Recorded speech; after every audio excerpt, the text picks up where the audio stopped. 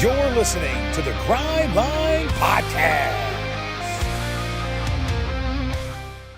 What's up, and welcome to another episode of the Grind Line Podcast. You're listening to episode 315. I am your host, Greg. I am here tonight with Ryan and Tyler. Hey. We are 6 days away from the trade deadline. It is this Friday. The Detroit Red Wings have lost 2 games in a row, both to the Columbus Blue Jackets, bringing them back to a tie in the wild card. Not fun times. They're trailing in the wild card. Yeah, but we'll talk about it in just a second. Ryan, Tyler, how you guys doing? Other than the consecutive losses, and I'm still pretty pissed off about how the game ended, I'm doing pretty good. Yeah, agreed. Pissed off about the way the game ended. Stadium series game, to be Stadium series clear, game, and if it the wasn't other already one obvious. was fucking terrible. That one, take all the tape, burn it, don't watch it. That was just how you don't play hockey. They were terrible. In the stadium series? No, the other game. First loss. The game before okay. that. Sorry, The first missed one it. at LCA. Yeah, no, Stadium series, they were the better team, I think. But We'll get into it. Greg, go ahead. Let's get it out of the way. It is a goddamn travesty the way that game ended. Yeah. You were the better team for 75 to 80% of the game. You outplayed them. They capitalized on their chances. You had some defensive lapses that led to goals. Cam Talbot couldn't stop a beach ball. Nope. It was not a good defensive effort. It was not a good goaltender effort. But you should have at least got a point out of that game. And that is the second time in a week span that the Red Wings were absolutely screwed by the refs. 100%. The head hit on Michael Rasmussen that wasn't called, even though they won that game in overtime. And you come back in this game to tie. And then, and again, this is exactly where the play was happening. The play was happening where Edvinsson was. And scrape across and almost knocked his helmet off. He got high stick hard. It was not a scrape. That was just a straight up boom. And to add insult to injury, the refs confer for some godforsaken reason. They go, yeah, there was no penalty on the play. And by that, they meant there was like no blood on the ice and Edvinsson wasn't hurt. So they couldn't call something. But there was very clearly a penalty on that play. I don't know how you miss it. There's a perfect angle that shows the official watching what took place, watching the stick literally go through his face, helmet getting nearly taken off his head, if not for his chin strap, and then him going down to the ice. There was really nothing more clear as to what a penalty should have been than that one. And it, of course, leads immediately to a goal. Like, it's one thing if you miss a call and some things happen in between and then nothing happens and then they score a goal. Got it. You blew the call. I get pissed off. It's whatever. Water is wet. But this one, within seconds, led to an attempt on net, followed by a rebound right back to him, straight into a goal. Literal, as I tweeted out, game-changing play and non-call. But what is even more incredible are the fans, specifically Columbus, stating that it was a flop by Edvinsson, that the way that he went down is why the ref didn't call it, when it's very clear and obvious that he just wasn't paying attention. I don't know what the fuck he was looking at in that entire sequence to not see that a guy just took a stick through the face. I know what Danforth was going for. They were battling for the puck. He went to go for a stick lift, managed to get Edvinsson off balance, and then took his stick right through his face. It's just it's a play. It's two guys trying to make a play. You could argue that Edvinsson drew a penalty. Like, he went in to go draw a penalty by pressing on the body and trying to get in his way. And he drew the high stick and it wasn't called. And it's just, to be a league that wants to be taken seriously by everyone. And someone even said in the comments, they're like, if this was one of my like first times watching hockey and I saw that and I saw them basically ref a game, like it's a ref job, that game, officially a ref job because they controlled the final outcome in the last few minutes of the game, that I would question whether I would be watching more hockey, because that's minor league stuff. I don't get it. Tyler, what are your thoughts on the play? Because I have another point to make. I'm all for letting them play. I'm all for all that, but that's a blatant high stick, blatant, right in front of the official. Everybody seen it. What was it, 90,000 at the shoe or whatever it was 94. there? Yep. 94,000 at the shoe. I mean, come on, man. That's just fucking egregious. That's absolutely fucking egregious. How is that not reviewable, first of all? Right? Well, it's because of poor rules that are actually put into play where you've got two guys with an orange stripe on to make a call, which half the time they don't make one anyways. You can review if your own stick, like say you can review if a teammate's stick gets you in the face, like, you know, if there's But a the penalty situation- has to be called, and then they can review it, especially if there's blood. If there's no blood, then they can confer with the other officials. If there's not an injury, they're not reviewing. Yeah, they can have And a this is the party problem. just to say we screwed up. That's that's basically it. despicable. But I mean, you go through all that though, and then you go to the post game comments, and it's hard to fight what McClellan said as well, is that we shouldn't have put ourselves in that situation to begin with, and 100% agree. But the fact of the matter is, like Greg, to your original point, they did put themselves back into position to bring that game even late in the third period to give themselves a chance to win, to have it literally ripped out of their hands. And I think that's really the frustrating part. And that's not even talking about the fact that we had to miss all of the pregame ceremonies, all of the flyovers, all of the fun things you see for a large outdoor game, especially one in Columbus. It looked amazing in the shoe. You go back to 2014 when they had it at the Big House, you're seeing the best college football stadiums in America hosting hockey, and you fucked it up for this one like no other because of an SEC regular season basketball game that you couldn't shift off to a different channel. You couldn't bring the fucking hockey game onto ABC for God knows why. You already had a game on there. Why wasn't this one? The spectacle that ESPN has been talking about outside of the four nations, and you drop the fucking ball. Yeah, did you hear the introduction? Sidney Crosby and the Red Wings.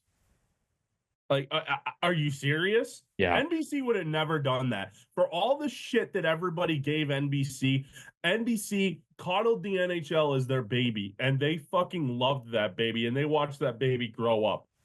Well, the problem with that is the people that were competent at NBC and probably got a lot of hell for it at the time now works for TNT. And TNT really, for what they can put into play, the pageantry, if you will, they've done it right. Even though we've had the most frustration with a lot of their broadcast calls, they have been out there and they put on a good show. I've struggled with that with ESPN outside of maybe the Four Nations. Yeah, the ESPN broadcast overall was kind of a shit show. They spent 15 minutes showing a dog on camera. That was really cool. While like play was happening, they were doing like they were doing like interviews while play was happening, and like we want to watch hockey. That's why we put it on, and it was mind blowing. I mean, I get it. They're at the shoe. It's Ohio State, Michigan, because it's the two of the top programs in all of college football of all time. You got to lean into it. I get it. But the way it was done by the broadcast, like you said, they were focused on Kirk Herbstreit, his two sons, and then they had the dog up there. Then they were I don't even know who they were talking to. Cute dog, by the way. Huh? I said cute dog, by the way. Oh, beautiful dog. I love it. But was it full on golden retriever? But yeah, anyways, like purebred $5,000 golden retriever. Oh, beautiful. It had a mane, dude. But then I don't even know who they were talking to when the Red Wings went on the power play to score. You could barely see the goal because the freaking picture took up a third of the screen. Like, it's just, I get it. It's a rarity event. You want to try to pull out all the stops, but they really did a bad job in doing so, in my opinion. Well, a lot of people online were saying that those two losses were very reminiscent of the two losses against Ottawa that sent us into a doom spiral last season. I disagree with that. Now, that also led up to the Detroit Red Wings not really making any splashes in free agency because they lost the games. They were actually, though, in the same position that they are now. At this time last year, they were in the second wildcard spot. We are still in the second wildcard spot at like the exact same point. But those two losses kind of led to a spiral. Now, I would say that the outdoor game is not a similar loss to what happened with Ottawa last season. That was a good game. The Red Wings should have at least, like I said, got a point. possibly could have won in that game. I would not compare these 2 losses to Columbus to the 2 losses against Ottawa last year because they were not the same. But what we're going to look at tonight is the trade deadline. So the trade deadline, like I said off top, is Friday. I've picked centers that are on trade boards. I have picked 3 defensemen that are on trade boards. These are people that, I mean, I think, would we agree that defense and center is the Red Wings' biggest point of need? Oh yeah. Yeah, no So doubt. that would make sense. In passing toward the end, we might mention a couple big names that are not really, to me, targets. They are, if Yzerman wants to, for lack of a better phrase, put his dick on the table, I mean, he could go out there and make a huge splash. Like, that's something he could do. He's got the money. He got rid of Husso. He could LTIR Cop. He could exceed the cap limit. I don't think that's going to happen. We're going to start with a current Chicago Blackhawk in Ryan Donato. So Ryan Donato is 28 years old. He is a left shot center. I've pulled not JFresh cards for this episode, but I have pulled Evolving Hockey's player charts. So Ryan Donato overall an 85 with a 94 offense, a 21 defense. Like I said, he is 28 years old this season with the Chicago Blackhawks. 58 games played, 21 goals, 22 assists for 43 points on a mid to bad most nights Chicago Blackhawks team. I think this is a guy that if you inserted him into your top 6, he's a guy. If you put him in your second line, he's, I mean, not huge. He's 6 foot, 190 pounds. So he's like Dylan Larkin-ish size. He's got some fire to him. Ryan Donato does. I think you plug him in. He's better than what you've been playing on your second line center. He would replace someone like an Andrew Kopp who's been playing second line center. And I think it makes your team better. It gets them back, I think, to at least level where they were before injuries hit them. Yeah, I'm torn. I mean, I think he'd bring a little spunk for sure. I thought he's looked decent in the games that he's gone against Detroit this season. I mean, you look at his face-off numbers, there's not a lot going on. So you can tell that it's really more of his secondary position, if not even his third, between the wings. So Hockey Reference has him as a center. He's only had 174 wins. He's at 44.5% face-off percentage right now. If that's what you're going for a second line guy, I don't know. I struggle with that a little bit because really, if that's going to be your comparison, you stick with JT Compher, and this is what becomes your third line, which wouldn't be a bad thing because you look at what Detroit's third line has been able to do as a whole and the way they've been able to rotate guys in and out. If he's going to bring that offensive punch, lined up with a guy like Berggren and even Soderblom, I think that could work out well. But at the same time, you still need help defensively when it comes to the PK, and that one might be where this bites you in the ass. I don't hate the Donato thing. They do have him as a center on the second line with Teravainen and Mikheyev. I mean, on a contender, he's probably a third line guy, maybe even a fourth line guy. But I don't hate the idea of Ryan Donato. I mean, he makes your hockey team better. You're not going to have to give up a whole lot, I don't think. Although, I guess you'd kind of be surprised because, teams do get desperate. And, I don't know exactly what it would take to get him. But if it's not a lot, I would be okay with it. He has 43 points in 58 games this year on a terrible Chicago Blackhawks team. Make no mistake, that team sucks. He's having a career year. This is the first time he's ever gotten more than 20 goals in a season. And he is on his final year of a $2 million contract. So, yeah, he's going to be due a raise. I don't know. I mean, I would be okay with it. It's not my first choice, but he's also someone that could play the wing too. I mean, it's not really the biggest need, but I mean, versatility is important. If you're saying that we get one of these guys and Ryan Donato, okay, now I'm on board. Ryan Donato is your second line center. I mean, you might as well just keep Compher at that point at the second line center. You can go either way. It's like he is having a career year, but what happens if he does come over and then you just don't have that click? That'd be the fear. But that's going to be the fear with anyone you go out and get anyway. So if he can come in, he's on an expiring deal. It doesn't impact anything. If you want to bring him back, you can. If it's something you could see him replacing a guy like Andrew Kopp. That opens the door to maybe buy out Kopp into his last season, because who knows what this injury could do to him. I don't think it's going to be extremely detrimental, but we know that he's out until at least summer. So, and before you can get back to anything, you're likely going to have to do something at the center position either now or in the summer. Well, let's move back into conversation. Someone who's been removed from conversation. Elliot Friedman on 32 Thoughts this morning mentioned Dylan Cousins again. And I pulled Dylan Cousins back up. Overall, on Evolving Hockey, Dylan Cousins is a 17 with an offensive 58 and a defensive 8. He is playing what I would say pretty decently below his actual talent level. I think there is a lot of talent still in Dylan Cousins. He is 24 years old. He is 6'3", 207. This season for the Buffalo Sabres in 58 games played has 11 goals, 19 assists for 30 points. Last season in 79 games had 18 and 29 for 47. So he is about 2 seasons removed from 68 points in 81 games. So we know it's there. Now, Buffalo historically, at least for the past 3-4 seasons, they're a glass cannon team. If they're not outscoring their opponents, they are losing the defensive battle and they're losing the game.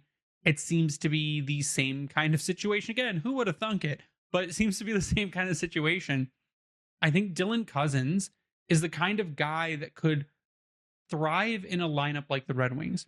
And he is a guy I think you could truly put, if you're saying, I want a true second line center to come into this team, I think that's the kind of guy.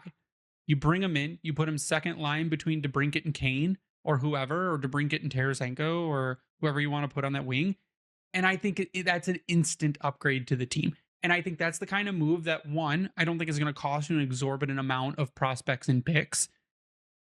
I think you might be able to get buff. If you do give them a good amount of return, I think you could get them to eat at least $1.5 million of his contract, because he's over $7 million right now, but he's not playing like a $7 million player. I think that this is the move that should be revisited, that you could make, that would upgrade that center position and just give you that a little bit of extra punch. This is one that if you make it, you are showing the rest of the teams in the division, not that this matters, but you're showing the rest of the teams in the division, and especially in the wild card race, that you're not fucking around. That you're, and not just for this year, but this is going to be a team that not just makes the playoffs this year, but we're going to make the playoffs for a long time, and we're going to attempt to make the playoffs for a long time. And not only that, but then you start to look at your team building situation. Larkin 1C, Cousins 2C. Things start to kind of fall together in a way, and hopefully, he can get back to the level that he played at last year and even the year before, where he had 37 goals. But I mean, if you're playing the law of averages, the most of the players that the Buffalo Sabres trade go somewhere else, and not only just pop off, but then they go and win a Stanley Cup elsewhere. They remove the Buffalo curse, is what they do. I feel it's one of those things where I feel like if you're a Buffalo Sabres fan, like, you need to get blown away if you're going to make this trade. But however, Frank Saravalli made a good point. What if Dylan Cousins isn't happy there? I wouldn't be happy losing every year either. No, I wouldn't either. But I'm just saying, like, what if you think you're going to get this, this, and this, and you can only get this, this, and this, but then you have a player that doesn't want to play there? You have to trade him.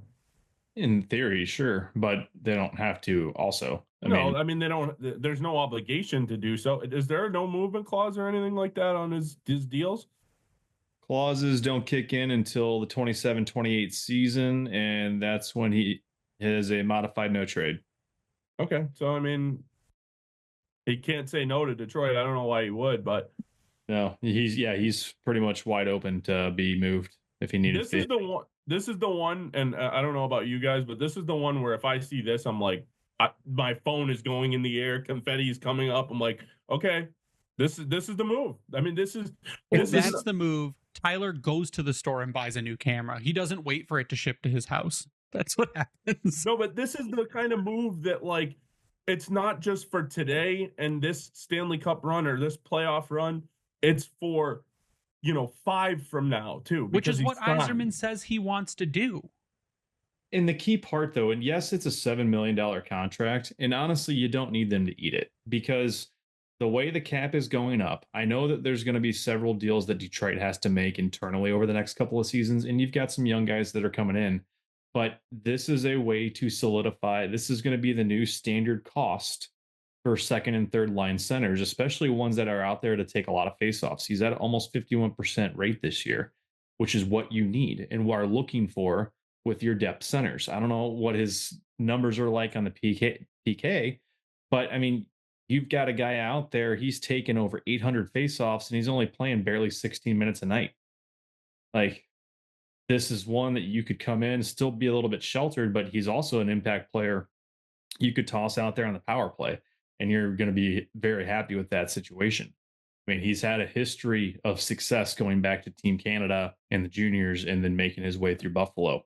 The skill and talent is really there. We saw it with 68 points in 81 games just 2 years ago.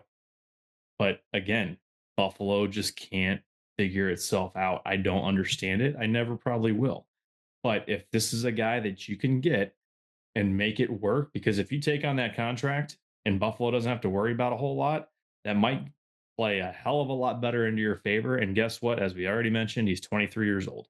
He'll be 24. I'm sorry, he just turned 24 this past month.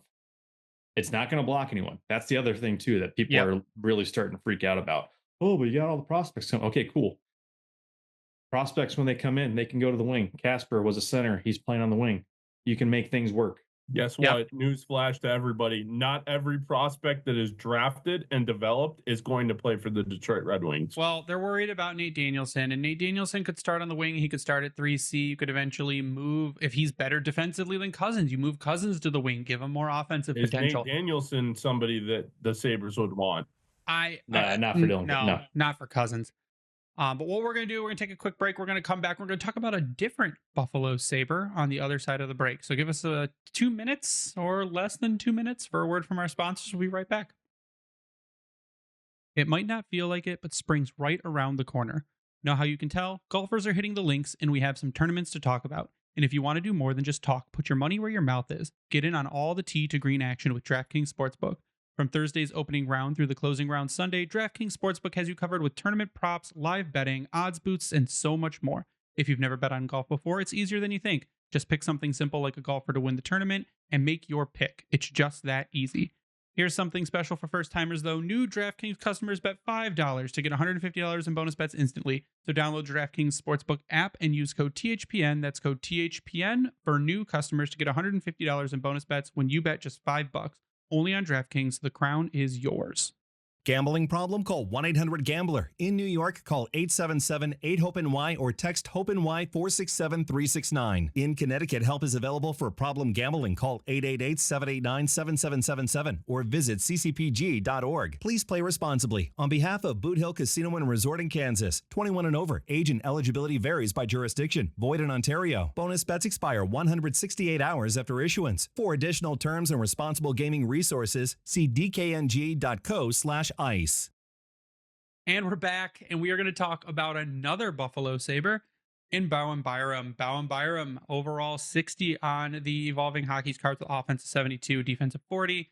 He is 23 years old. This season in Buffalo, 58 games played, 7 goals, 22 assists for 29 points. He is a former top 5 draft pick in the 2019 draft. He is 6'1", 205 pounds. He is a left shot defenseman. This is a guy that you throw him. Now, this is where you look at it and you go, sorry, Ben Sherratt, you're going to the third pair. Because then your top pair is Byram Sider. Your second pair is Edvinsson Aljo. Your bottom pair is Sherratt and Gustafsson. And Ben Sherratt is a mediocre to serviceable top pair defenseman. I think Ben Sherratt would be a really good third pair defenseman where he can just go ham and throw his weight around because it won't matter. But Bowen Byram is a guy that I think, I mean, again, when you talk about difference makers on the defensive end, he is a guy who is young enough where there is room to develop. And he didn't get the opportunity that he wanted in Colorado. He goes to Buffalo. He does better. I think 29 points is his highest point total so far. but it's a guy who is Buffalo trying to then just offload, and then that's a guy they want to offload. Now, would he cost you more than Cousins? Maybe, but he's a guy that's going to improve your defense, and not, like you said, Tyler, not just for this run, but that's a future move right there in a young guy. Even if you have to give up a lot for him, like, I mean, you can't think that you're going to get to keep all these players. Like, there's not going to be spots for all the players, all the draft picks, like, eventually you have to move people out. And so I'm not saying you get crazy and you trade ASP or anything like that, but I mean, you got to give something up to get something. And, with Byram, yeah, the Sabres are just not a very good team. We all know that. That's pretty glaring, and we all see that. But Byram is basically running their first power play unit over Rasmus Dahlin. Does he come in here and run the first unit? No. But he'll be on the second unit. I'd take him over Gustafsson running the second unit. To Ryan's point too, he is up for a contract, but he's an ARB eligible RFA still, so there is still some control there, and you don't need to give him a crazy huge contract to someone like a Byram. And to Ryan's other point, he doesn't block anyone because he's a left defenseman when you've got a right defenseman and someone like ASP coming in. I think that's your best case scenario, if you want to look at it that way, because you can have the flexibility with Sherratt to bump him down. I don't know how quick Detroit would be to maybe replace Gustafsson at this point in the season on the second power play unit, because even though he is on the second unit, they're still, as a whole, producing. I don't see a whole lot of things happening there. Gustafsson moves to your third, or stays in your third line. You've got him and probably Sherratt together, with Hall being the odd man out. We know that Petrie isn't going to come back, apparently, until maybe the playoffs. So this solidifies your top four in a great way, but it also gives you a little bit of flexibility if you need to slide Sherratt onto a second pair with Edvinsson. I feel like Johansson struggled a little bit of late, and really Edvinsson to that point as well. They've just kind of haven't, something's not there, it feels like. If you can mix that grouping up, give them a new partner without really hurting yourself. You've got a guy like Byram, maybe you bring Byram in, slot him next to Edvinsson or even Johansson, and you can move Ed back up with Seider. That lets you move guys around. Now you've got again, Sherratt, Gustafsson on your third pair. Not necessarily ideal, but you have the ability to move your top four around a little bit, and it's not going to hurt you, because we've already seen what Ed and Seider can do together. It's awesome. They've meshed like no other. Goes back to the days when they were in Grand Rapids. Seems like they haven't missed a beat. Similar to the Johansson and Edvinsson, why it's been so fantastic. If they are familiar with each other, and maybe that's almost to a fault now, and teams have picked up on it.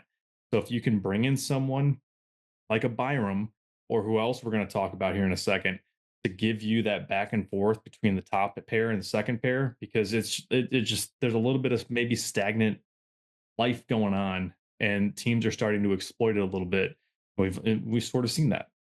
Okay, so let's leave the sneaky one for last. Let's talk about Rasmus Ristolainen. Rasmus Ristolainen breaks my rule of older than Dylan Larkin. He is 30, but on the Evolving Hockey charts, he has an overall of 70 with offense of 55, a defense of 74. He is playing for the Philadelphia Flyers. He, in 58 games played, 4 goals, 15 assists for 19 points. And it's for a guy who people complained about for quite a while. Risto's had a good season. I'm only pulling regular season stats for this season, and that is some guy who is big. I mean, 6'4", 208 pounds. He plays a heavy style game. He's another guy who's going to crash into the boards. He's going to try to retrieve pucks. He is going to make the opponents pay. But he's a guy who, I think he's an established quantity in the league. People know what you're getting when you get Rasmus Ristolainen. He's a dude who is going to defensively help you.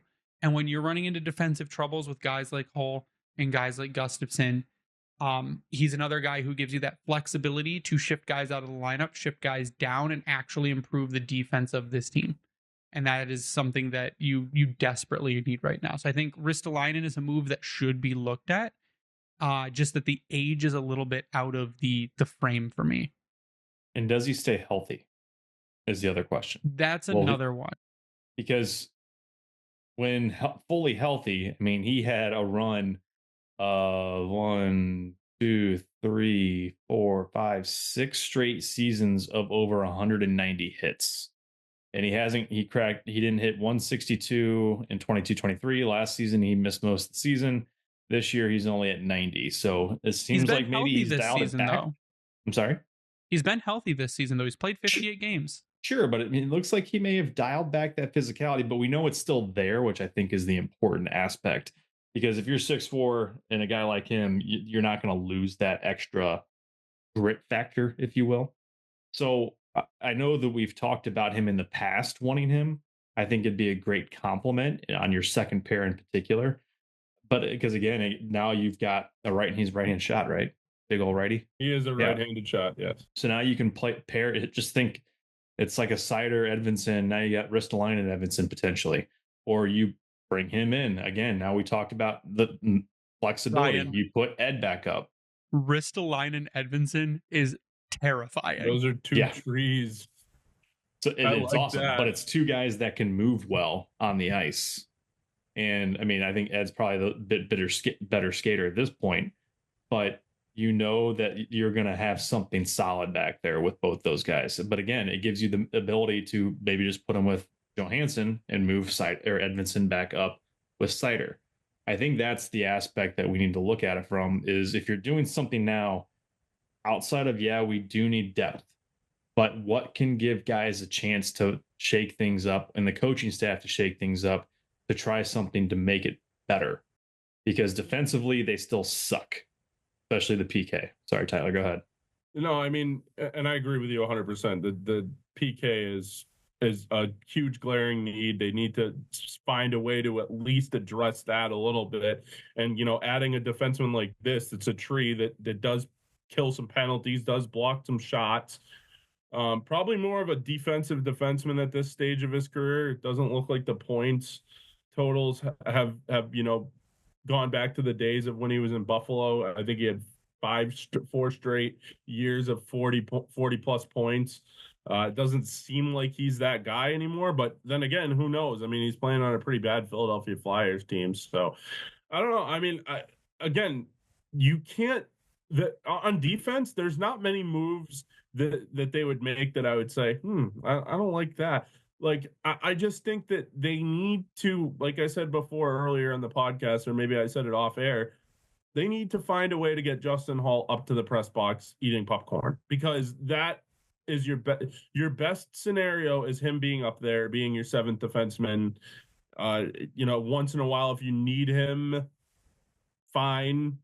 But you can't rely on Albert Johansson being your third best defenseman. You can't. I'm sorry, you can't. Not yet. Maybe you will be able to, and I have confidence you will be able to at some point, but not yet. You need to slot things back properly, and they're just not. And the other thing too, you said go put Edvinson and Sider back together. I almost think you have to avoid the case where you have to put Gustafsson and Sherratt back together. I think that's worst case scenario. I mean, you can take it either way you want, because now you're putting Sherratt in best case scenario up against lighter competition. He does better in those scenarios. Not saying that he's not awful against top tier or top lines, I should say, but now you're putting him in a more manageable spot. And I think it complements better with Gustafsson's more aggressive style of play. We've seen that work in the past. I think it could work if that was the situation, because at least with Sherratt, with that pairing, Hull can't move. That is his downfall. He is very poor when it comes to puck retrievals. He's decent on the boards, but he's getting beat to most loose pucks that are off into a corner somewhere. Sherratt can at least do that, but also body somebody up a lot better. Also, Hull is also terrible in front of the net. In front of the D zone in front of the net. Good at really anything other than, like you said, along the board. The only thing is, when Hull gets the puck, they're either going to turn it over, he's going to dump it or ice it, or it'll be off the glass and out. He cannot make a fucking good first pass to save his life. I don't even know what to say. It's just terrible to watch. The fact that this guy, and look, I have nothing against the person Justin Hall, but the fact that this guy is still in the National Hockey League making these mistakes that he does, I don't understand how he is not a starting, but a in the lineup every night defenseman in the NHL. It's malpractice. Well, let's talk about a guy who's kind of the sneaky pick, I think. And that is St. Louis Blues Colton Parayko. St. Louis Blues are the only team he's ever played for. He also breaks my age rule. He is 31 years old, but he is 6. I didn't know he was 6'6". He's 6'6", 228 pounds this season for St. Louis, 15 goals and 19 assists for 34 points in 61 games. He is about to break his point record for his career, which is 35. He's gotten it 3 times previously. On Evolving Hockey's charts, a 92 with an offensive 90, a defensive 66. He is a guy that I think is a dark horse. Now, he's on one trade board that I looked at, but he's not on all the trade boards that I've seen. And I mean, he's, like I said, breaks my age kind of thing there, but immediate upgrade to your defense. And he is a right shot as well.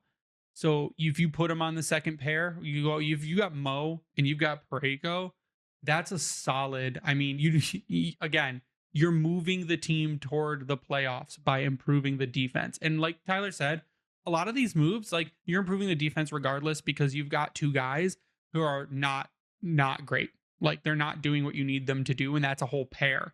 So if at least you could replace one with a good defenseman, if you could move Aljo down to the bottom and you put Parayko on your second pair with someone like Simon Edvinsson, again, 2 very large men on skates, it's killer. I think any of these moves you make on defense are killer moves, and they're not going to cost you as much as your forwards.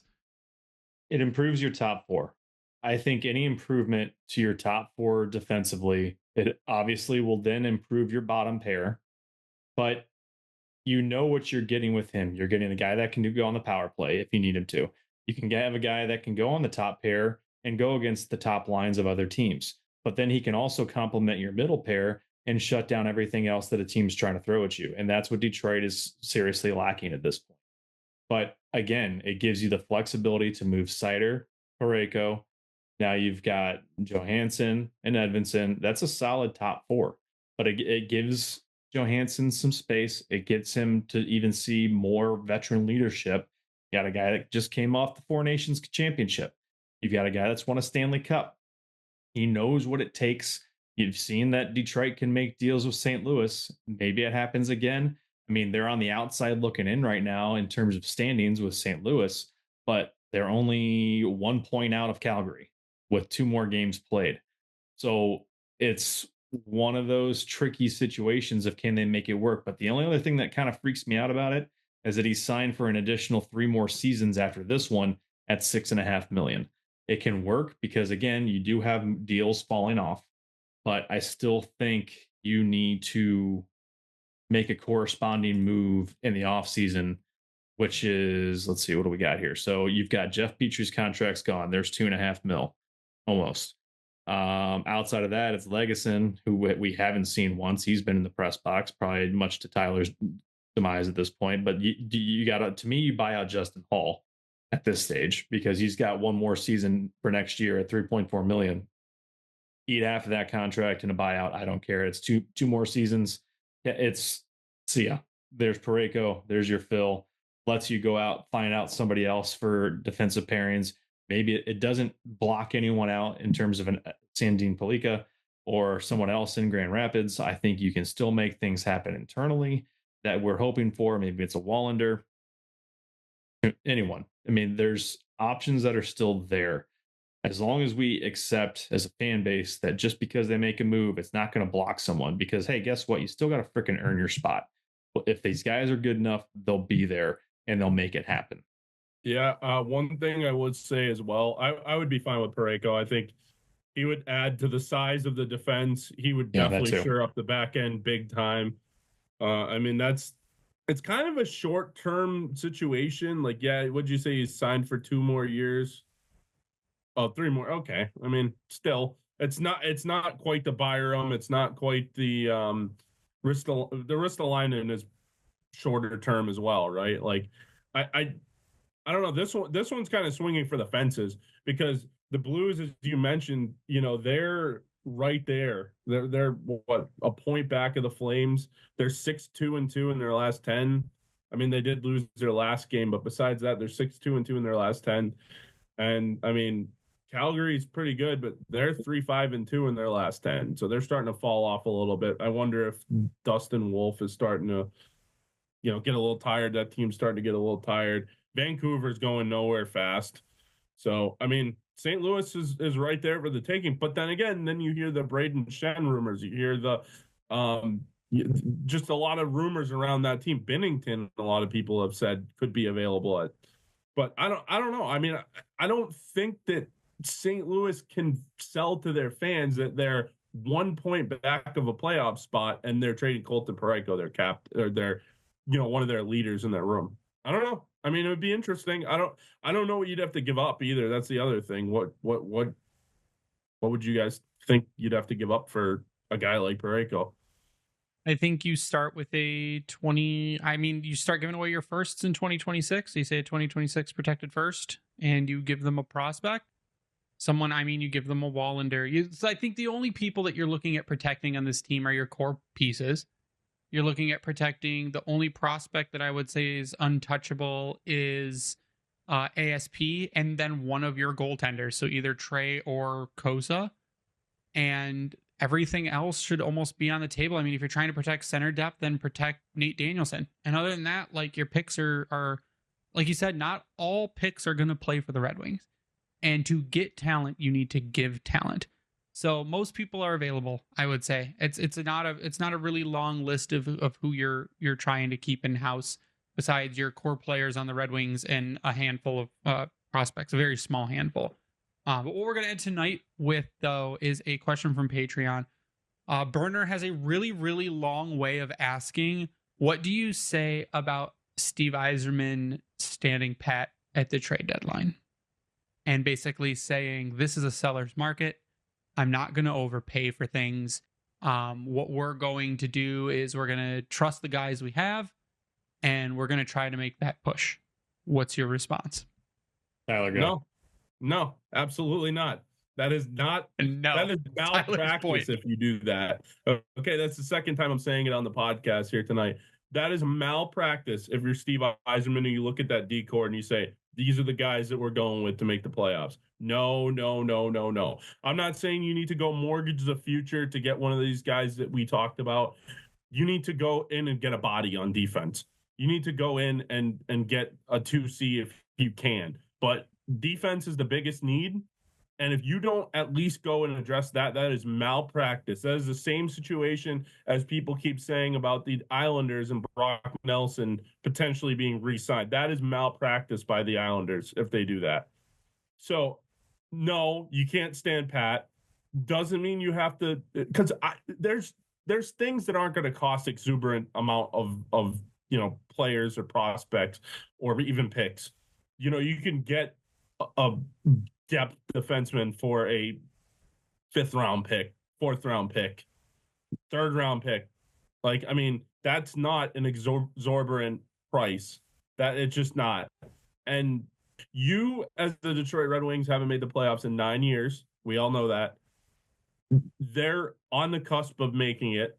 They're in the race. You need to go, if anything, just to show those guys in the locker room that you believe in them. And I'll leave it at that. Yeah, I'll pretty much agree. I mean, to do nothing, especially when they're already starting the trend of what they did last year of losing, how many was it straight? Freaking 7 straight going into the deadline. You can't do it again. They've lost 2. I know that it's a different team. I feel like there's a much more diverse group this season that can make things happen. But at the same time, they're fragile. You've lost 2 centers that were extremely impactful on your roster. While we may not like it, Copp made a big difference, especially on the PK and what he could do with the depth centers or the depth lines. Whenever Michael Rasmussen's hurt, this team feels it. I don't know what it is. Maybe it's his impact in the locker room. Maybe it's the crazy way that he looks at people. I don't know. But when he's not playing, they just don't seem to have the same spark. Don't get it. It's just a weird thing that I go off of. So to make sure that they're trying to do what's best for this team, because he's practicing, but they still don't know when he's going to play. He's already been ruled out for the next game against Carolina. That freaking sucks. If this is trending toward Confer, you're going to see him out for the next week, with the Confer headshot. But I think that some of the things you got to look at, you got to shore up your centers, and you got to find someone arguably that's defensive, but at the same time can put some points on the board, like a Cousins, like you mentioned. I don't necessarily rely on him defensively, but he can go out there and win a faceoff draw for you. And then defensively, I think is where they absolutely need the most help, but it needs to correspond to them being shored up on the penalty kill. Whether that's more on coaching at this point or not, it is what it is. But the group that's going out there isn't working. And if they can change that in some fashion without giving up the farm, it's a win. But at the same time, to your points, you can't just expect to get a great player with the second or third round pick. You got to sacrifice something. And we're getting to the point now where they're so stacked up with guys in the system, you just got to pull the trigger. Because guess what? Those picks, majority of them don't make it to the NHL. Whatever reason, the NHL caters to all of these draft picks. They love to use them, but then they never do anything with them in a trade half the time. You look at the other sports, they throw them out like candy in a parade. Do it. Freaking send your picks out, send some prospects out. Go get someone that's going to make this team better. You can tell when Ryan's fired up because he hits the desk and you can hear it over the microphone. I agree. I agree that you need to do something, even if it is you make one of the two moves. You get a defenseman or you get a center, but I don't think you can just say we're okay and just try to glide, because the teams around you sure as shit are going to do something. And those are the teams that are within 2 points of you right now. And I want to say on the broadcast from the other night, I was with family, so I couldn't hear all the game at times, but they made a very good point with Detroit. You look at teams like LA the last couple of years, they had a terrible power play, but their penalty kill bailed them out of games.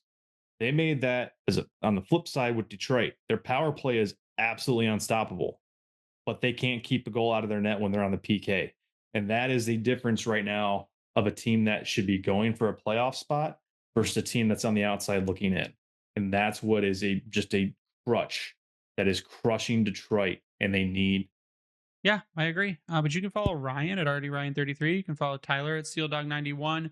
You can follow me at Bringing the Winger, the Grindline Podcast at Grindline Pod. We'd like to give a shout out to the Hockey Podcast Network and thank them for spreading us around. Vintage Detroit, which is the only place you should get your Detroit jerseys from and worked on, and where we have an exclusive t-shirt deal, a bunch of designs up there. You can go to Vintage Detroit's website, click on the Keep It Local tab, select the Grindline Podcast, and check out our stuff. You can peruse our wares, as they would say in ye olden times. You can also go to YouTube, search the Grindline Podcast, sub to us, turn on those notifications. You'll be notified every time an episode goes live. We should be back on Friday with a trade deadline recap about the things we did and didn't do. But that is going to do it for us tonight. So for Ryan and Tyler, I am Greg. You stay classy, Hockey Town.